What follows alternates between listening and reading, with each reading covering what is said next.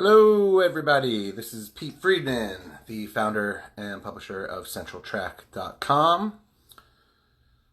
It is just about 8 o'clock, according to the friendly tower atop the Mercantile. I am joining you as usual at 8 o'clock with a special guest who is right on time. Hey, we're going to jump right into it.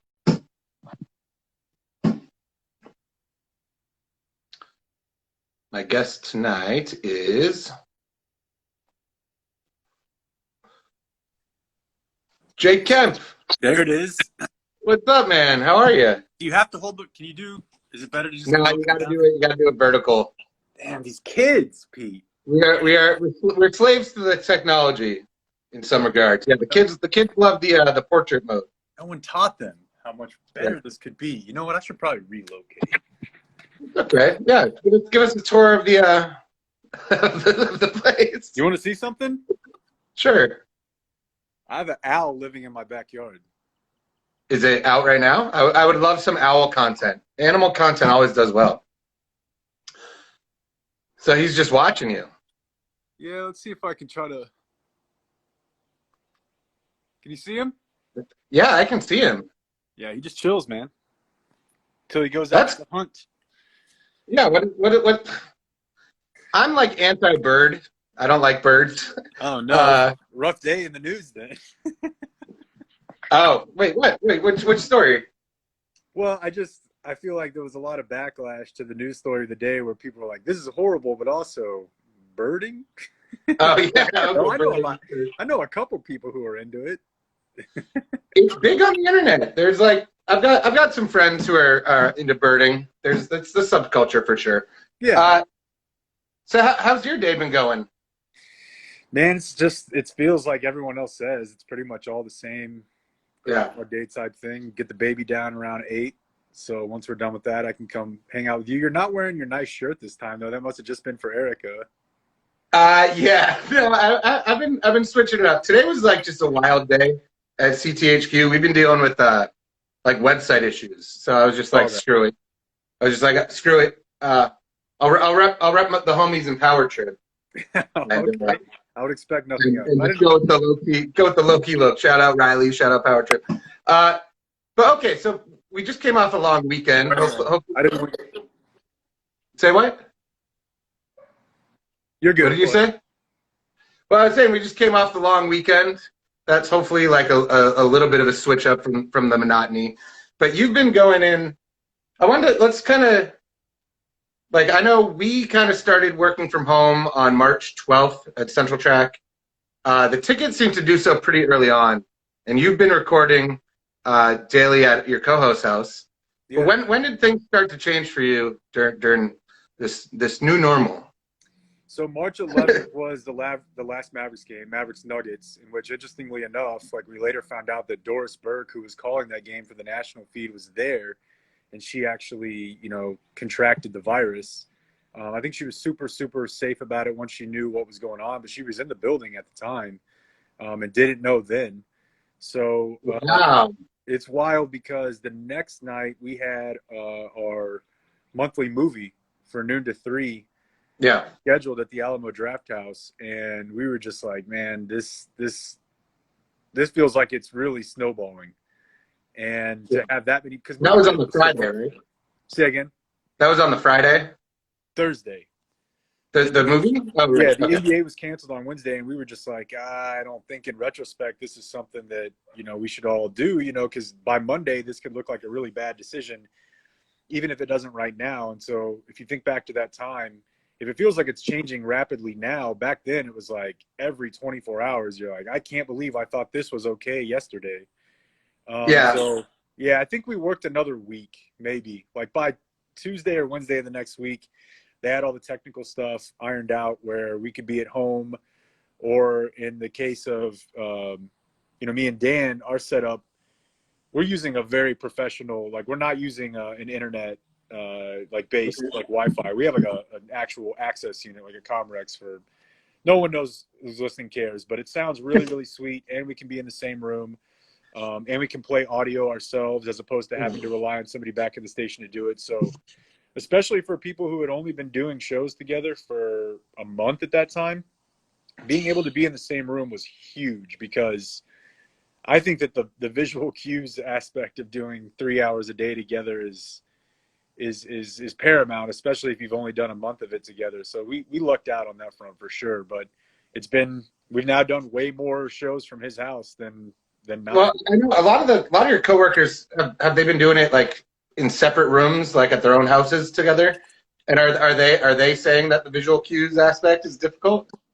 I think 3 to 7 is back in studio together, and the Musers had a setup. The underground Musers bunker, Yeah. where they're in a place no one else goes in every day, and they're all there together, pretty far apart, with a nice little setup. So for the most part, everyone's together.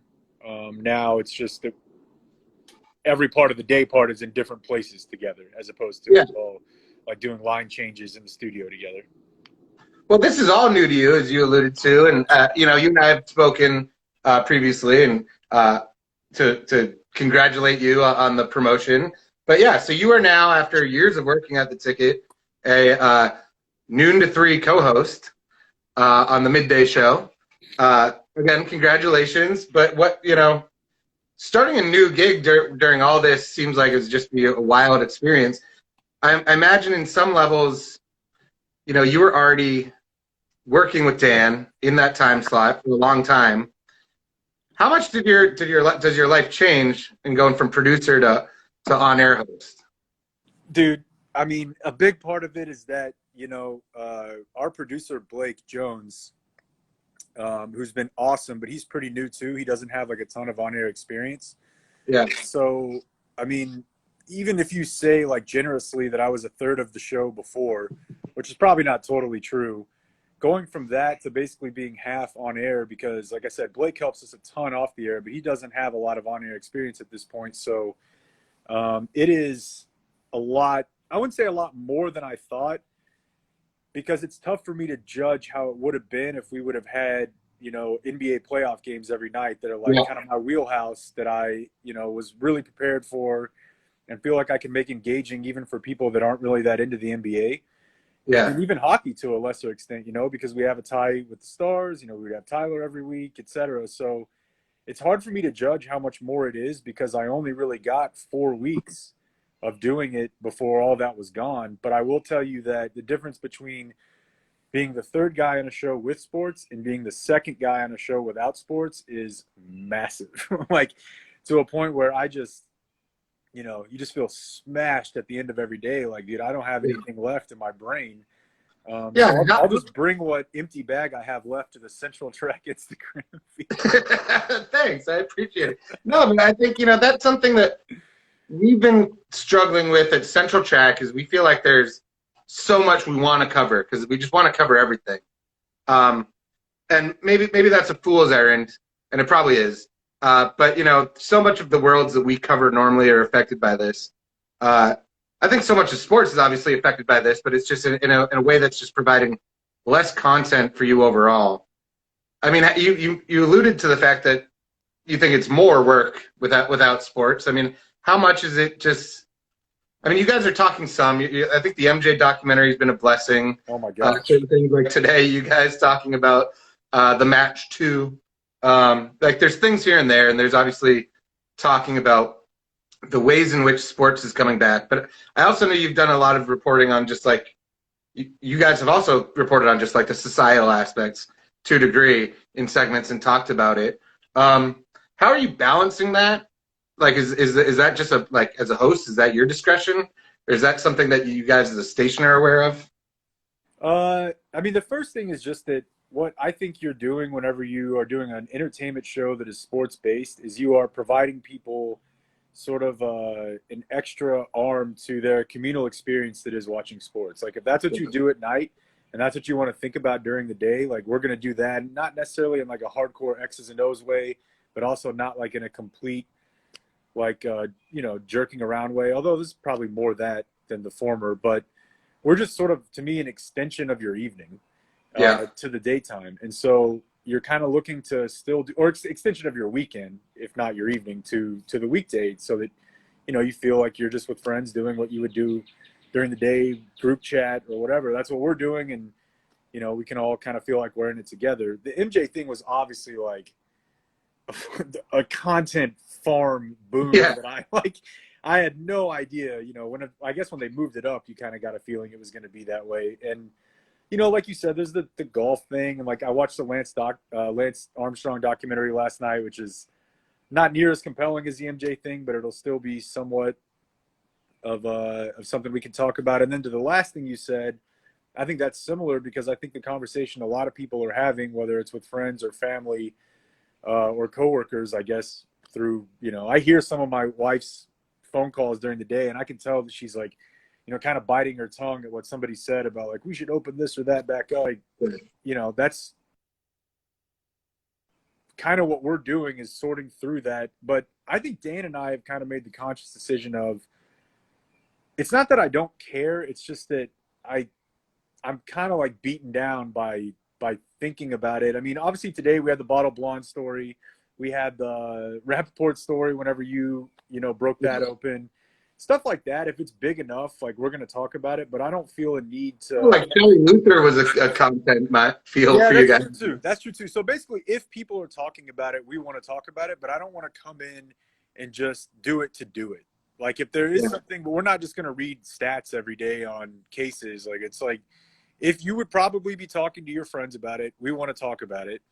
And when it felt like people were kind of beaten by it, needed a break, you know, we stopped. And then here came, you know, haircutting Rosa Parks to provide us with another week. Yeah. I mean, I think the ticket is probably in a better spot than maybe your more traditional sports station, that you guys don't always just talk sports all the time. I mean, that has to have made this an easier transition in some regards. We definitely have more leeway with our audience and really, frankly, with our management. You know, like we have a track record of people are comfortable hearing us expound on things that, you know, we're not an expert. We're just exactly like you are. And we're kind of thinking, hey, isn't that weird or isn't that weird? But it's not like we're employing epidemiologists here. We're just sort of pointing out things that seem kind of strange, whether it's on, you know, quote, this side or the other, as old as that gets. But I definitely think we have a leash and a leeway. Now, the interesting thing about that is that, you know, that leash and that leeway were built up by shows that had tons and tons of reps together and years and years of shows under their belt. So, I mean, there was probably some level of concern of like, are they going to let us, meaning, you know, Dan, Jake, and Corby, Bob, operate the same way that we did before? And pretty much on both sides of it, top and listener, they have. And it's exhausting, but it's also been really, really cool to have an escape. And I've said this in other places, and I'm not just trying to kiss ass. There's really nobody that you would rather be working with if you kind of have to sort through a lot of non-sports content than Dan McDowell, because he always has like an angle or a bit, or, you know, he's just really good at doing non-serious talk. And he has an interesting mind. Yeah, for sure. That's a good way to put it. So that's made it as seamless as it possibly could be. And I think we've definitely in the last couple months, like, hit a little bit of a stride. Do you think, like, looking back on it, like that you're, you know, being thrown to the fire through like starting during a weird time? I mean, is it giving you like weird kind of reps like that, like high impact reps that you think are going to make you guys better in the long term? Yeah, because honestly, like when I was referring to the NBA playoffs or even the NHL, like that's stuff that I know I can do and make really interesting. And I can do it with almost anybody. And I would say that applies to most people at the station. Like, you know, just throw the pack of cards on the ground, pick two of them. Those guys can talk sports together. Like you'd be able to work through any night in the NBA playoffs together. No matter, you know, you can do that. Yeah. But it's the other stuff that is kind of the part you have to figure out, and not just like who's talking when, but whose ideas are kind of coming to the forefront in meetings and stuff like that. And so I think definitely that if there is a normal again, or the new normal, that we'll all be way better off for this, at least from noon to 7, by having to kind of sort through this in a weird way. Like I almost like really, really want to talk sports just with Dan because it's been so long since we've done Yeah. it. Then the other thing I'll say, dude, and this is a bit of a side road. As someone who's done Mavs post-game shows for the past 6 years, like I would have killed to have this happen in March of any one of pretty much every one of those years before Yeah. last year. Like when I it mean, was it was such a fun Dallas Mavs time, team. yeah. Like this team was a joy to watch. I mean, it was really an exciting thing. We were really lucky. We had Jalen Brunson on I saw one of these a couple weeks ago, and there was just such a good energy around the team this year. And I think everyone had realistic expectations, but was excited just watch everything kind of to play out because this is the most exciting Mavs team in a while. I mean, I've heard you talk about it. I know you agree. Yeah, and most of them are going to be here for a while, whereas for the last few years, it's just like guys it's a revolving door, and just getting to see them in their first run together in the playoffs, like I was geeked for that, and to get to be in the arena and just get to talk about it every day, like that's it. I literally live to do it. It's like I feel good when we put that stuff out, and then to just have it stop, I'm like, why could we have not done this during, again, D'Alembert and Chris Kaman and Yeah. I don't want to throw Monte in there because Monte was very The enjoyable. Roddy B. Yeah. Yeah. The untouchable Roddy B. There was some news today, though, right, about the NBA. Are they getting closer to doing the Bubble City thing, I believe, in Disney? Man, the thing about that to me, and I think this about the NHL too, like they had the press conference today at 3:30 with Bettman announcing the format. It goes back to kind of what I was saying at the beginning of I really don't love sort of being in the spot of postulating on things that are so uncertain when it seems like every week I say something or any of us say something, you look back a week later and you're like, oh, well, that obviously was a huge sticking point that I didn't see. Like I think MLB announced today that they would be willing on the ownership side to do more revenue sharing or basically no revenue sharing to pay the players. So it just, I kind of hate that shit, to be honest with you. Like every couple of days, it's like, dude, I'm not an expert on any of this. So, when they're going to play, I'll watch all of it in one night. I'll DVR it until 3 a.m. and watch I'll probably watch the Rangers. Yeah. I mean, the speculation, that's the crazy thing. And we've had trouble just producing content because it feels like as soon as like we're ready to write about something, it's told like the everything about it has changed. The news cycle is just moving so fast, and it's all speculative. So it's just like, why are we bothering? Like it's tough walking that minefield. Do you have any idea? Because I know one weird thing throughout all this is that we haven't been able to monetize it, but our numbers are actually doing really well and a little bit up. Do you have any idea how like the ratings are right now at the ticket? I know that our stream numbers are definitely way up. Okay. I mean, it's out there. Like people publish this stuff. So, I mean, I think for pretty much most of 2020, the station and when you combine the FM, the AM, and the stream, which has been a whole other pissing match online about whether or not you combine the stream. I know that for us they do, and hypothetically, if I were to get paid, I would hypothetically be paid with those stream numbers added in. So they matter to me. Yeah.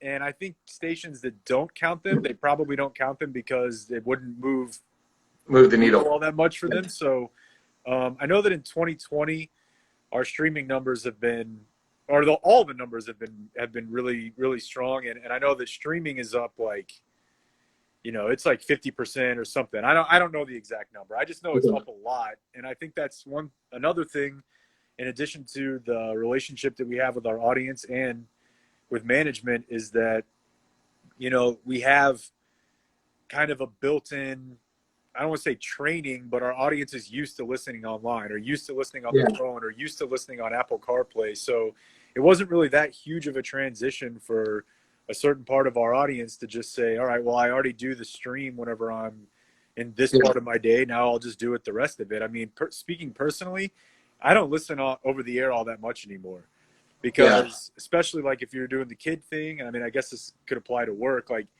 stuff comes up and then you're like, Yeah. all right, I just want to go back and hear up to an hour ago, and it's a pretty solid app, man. So Yeah. Props to the morning news and the ticket yeah, on the Sportsradio app. It's a great app. yeah. So Well, and I all the also think, streaming is up, yeah. but like, I think so much of radio over air numbers are probably due to like commuting, right? Yeah. But noon to 3 isn't necessarily a commuting time. I mean, do you know like are like I would imagine you guys are more of a stream. I mean, maybe not more, but you're less dependent on drive time than a drive time slot would be. I mean, do you? Yeah, I've heard that. I mean, just to tell you frankly, like I've heard that. I don't know what it's been in the last quarter, but I've definitely heard that before. And some of that maybe is like the lunch hour is basically drive time for a lot of people. Yeah, that's true. But I think outside of that, listening at your office, whether it's on a desktop, some of the options you can use there, or on the app. I mean, I've heard that it is a higher share, at least of our overall piece of the pie goes to streaming from noon to 3. But I also think, like, man, you have to sort of remind yourself too that like we both work in a lot of us, probably people who listen to or who read Central Track and listen to stuff like this, like, it's a younger audience that might be that you might be more likely to be working at home, to be honest with you. Like there's still a lot of people who have to go to jobs where you do, not soft type labor. And I think a lot of those people are still driving in every morning. And so, I don't know how that shakes out for our demographic, but I would bet that if you looked at like people in their 50s as opposed to people from 25 to 34, the older crowd is probably having to drive more still because maybe you're less soft skill inclined. So sure. I mean, is that something that you even think about? I mean, because so much of the if you want to get big picture, it seems like so much of stuff is transitioning to work from home with like Twitter has said they're going to be work from home forever now. I mean, does that sort of stuff, I mean, I guess it affects the larger radio landscape. I mean, how much just as a guy in radio are you like just postulating on the future of like the industry?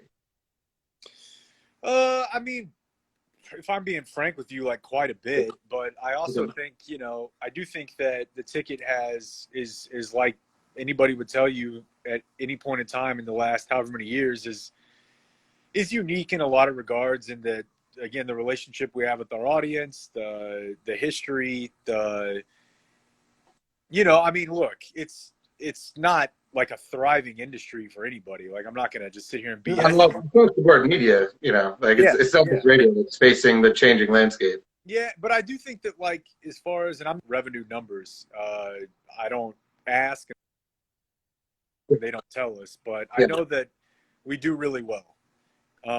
Now that's a whole thorny issue of, you're not an independent entity. Yeah. You're a part of a much larger company, and that's how it is for a lot of different, corporations that have a portfolio of different properties. So, I don't know. I know that we do pretty well when it comes to the revenue side of things, and it's something that I think about, but it's not something that ever enters my mind whenever we're planning a show or thinking about what we're going to do on this day or that day. Like, I don't think about, I honestly don't really think that much about, will people like this?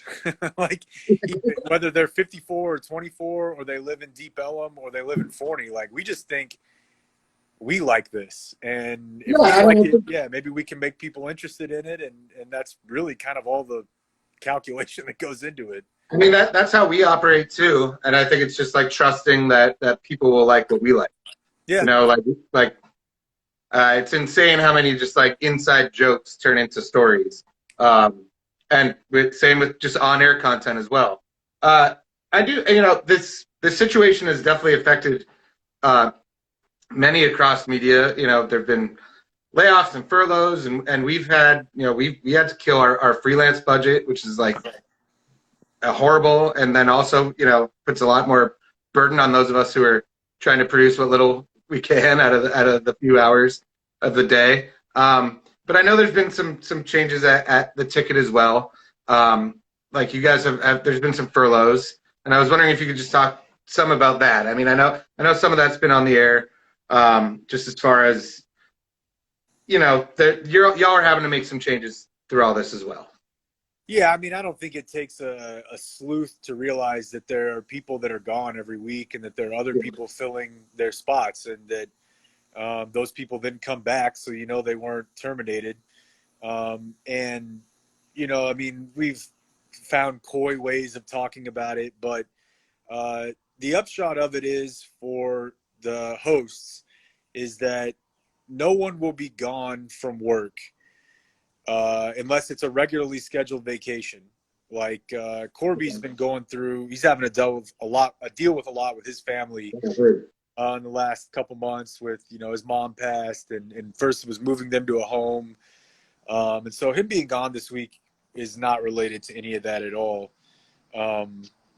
And everyone else, if we're gone, it's the same thing. It's just regular vacation time. And I guess just the safest way to put it is, and it's definitely been put in less safe ways than this on the air before by people who have a lot more seniority than me, is just that, we're all 100% sharing in the I don't know, just the general burden of this.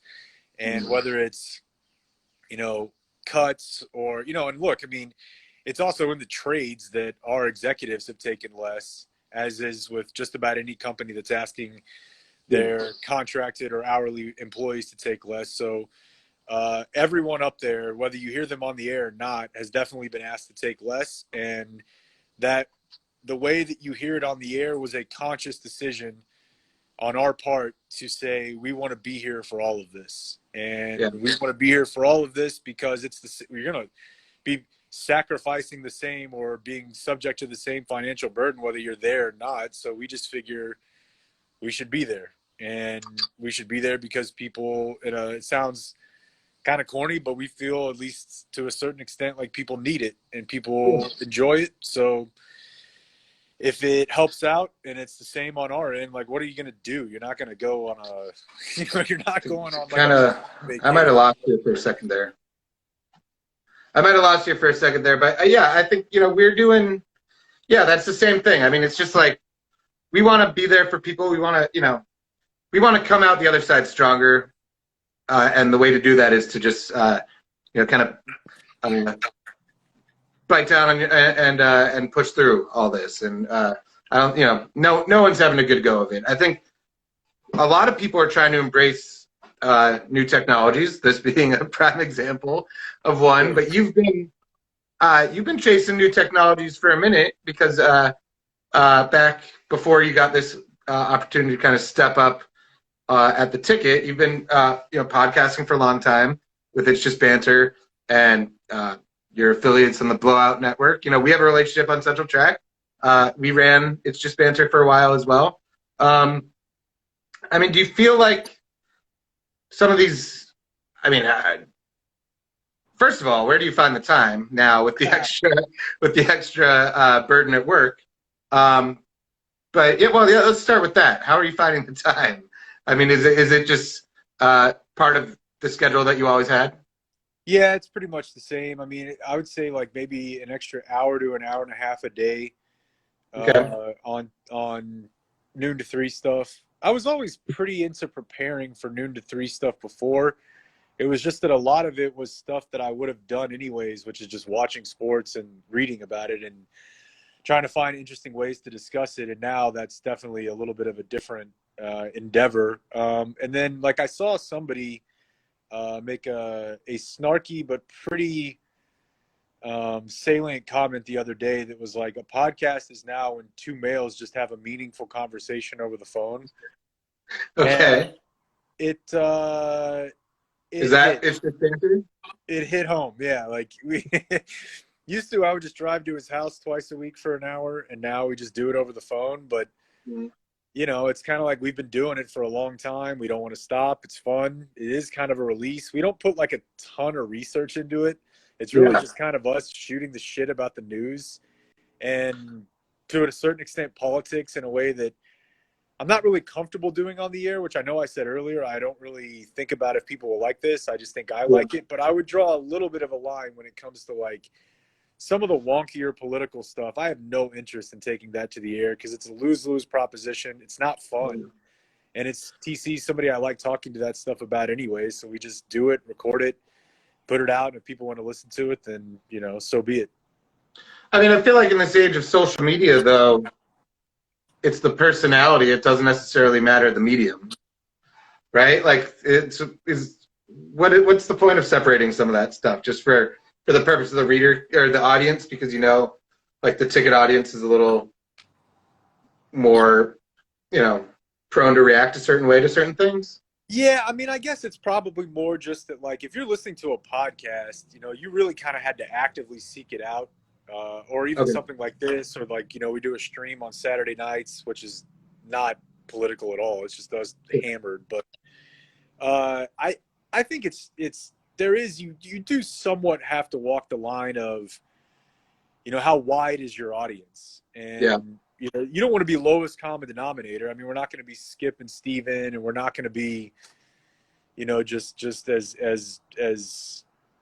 bland as possible to and fake. But, you know, like there's a lot of things I think about when it comes to political stuff, and it's kind of 10 years ago, if you asked me what I thought I'd be doing today, I probably would have leaned more towards working in like a campaign or something than getting to jerk around like this. I mean, it's kind of what I did go to school for, and so it's something I'm really interested in, and I'm interested in it in two ways. Like in the actual policy standpoint of it, I find that to be probably the most interesting. But also, you know, I would never vote for him, but the president does say like an amazing amount of hilarious shit. And I feel like there's a lot of people who are big supporters of his who don't find it funny.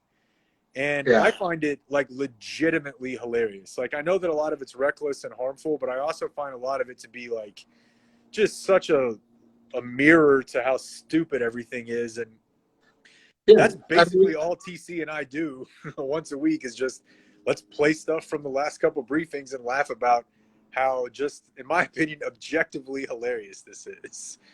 I did watch your Saturday night stream a couple weeks ago with the Blowout Pod guys. That was pretty wheels off. Oh, it's super wheels off. Yeah, it's a disaster.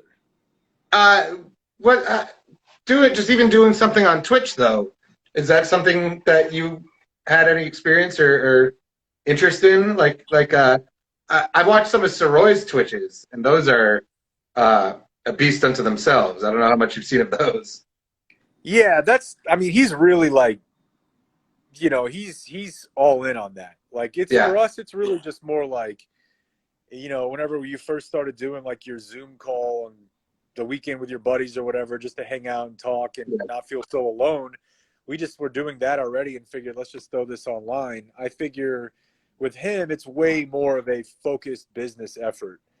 And way more of a, you know, and I think it's also probably easier because it's a lot of times it's just him. So it's just him and the audience, and he's got a focus to it, and it does really well. And he has a lot more time during the week on his hands than pretty much anybody else that does the stream does. So, or our stream. So I think what he's done is awesome. And I'm here for it. I think it's I think it's really impressive. It's super fun. It's crazy. It plays into all of his most like basic character traits, and it's been really fun to watch. I think one interesting thing though that I'm like kind of one last thing that I'm just curious about, because at the start of all this with Central Track, we knew, because losing some of our advertisers, that we were gonna have to turn to different revenue streams, and one way that we did that was Patreon. Just asking our readers, the people who appreciate what we do, to kind of support us and help underwrite what we do a little bit. Patreon is something that It's Just Banter has done for a while now. And I'm just wondering, I'm curious about your experience with it. Well, so the backstory on that is it really started within a few months after Trump got elected, because I felt like we've been doing the podcast almost 10 years, and we had, we would talk about things that we cared about that were, political, and that he and I were usually, again, it was less horse race type politics shit and more like actual policy things we were interested in. But then I started kind of feel like, because what we were thinking about and what we were talking about every week on the one episode we did was like, it was being infected by our political thoughts. And it was just kind of like, there's been a lot of people who have been listening to us for a long time, and they like us jerking around or talking about these sort of like weird avant-garde type stories that you dig up on the internet. And I want to keep doing that.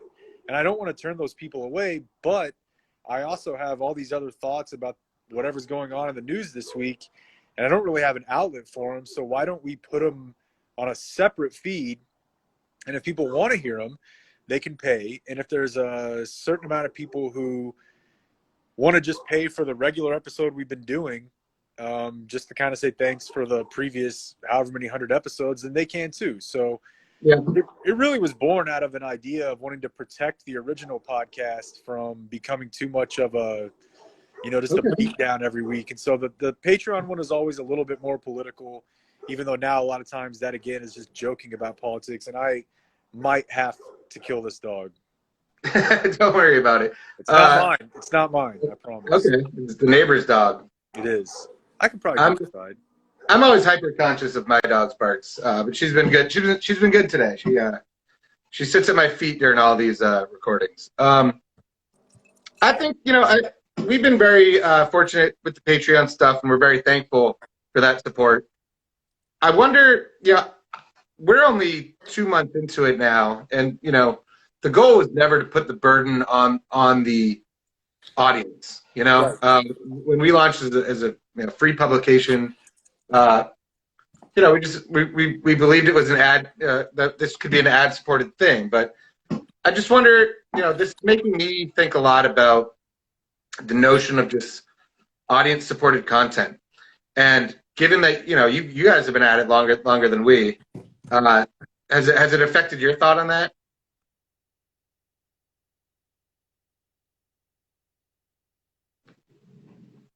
Did I lose you?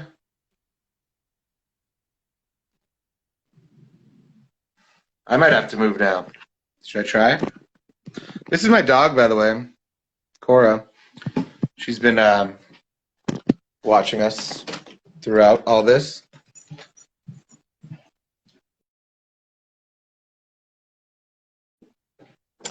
All right, guys.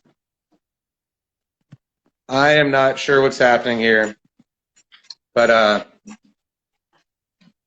think we're going to end it. We're going to call it, because this connection just isn't working. Many thanks to Jake Kemp for joining us. Thanks everyone for tuning in. We're going to be doing this again all this week, 8 p.m. every night.